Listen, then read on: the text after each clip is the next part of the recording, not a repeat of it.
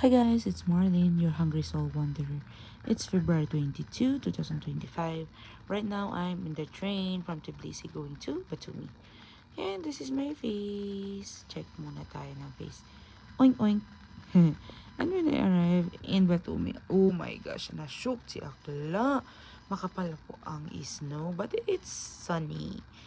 So, I'm waiting for the boat, yung ride hailing app. And when I arrived in the apartment, there was a slight drama. But everything was fixed, everything was arranged. And then there's a balcony. Ito po yung bed ko, and then there's a huge mirror in there. And then it started to snow, guys. Nagdilim na lang din. Started to snow.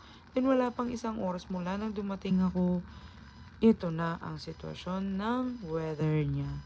Charan! Blizzard. The blizzard is saying hi to me.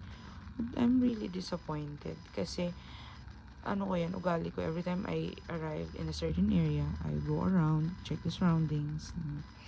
Oh, yan pala is a safety precaution of me as a famous solo traveler. And then my friends was asking me for fit check. I don't know how to do that. And this is outside the lobby. It's all wet and snowy. Ayan.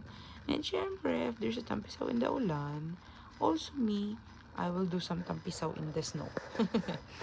I went to the supermarket, bought some stuff for the apartment, and then I ordered some food because I don't want to go out, And then pakit kamti sa salamin, and then the blizzard again, it's in full motion.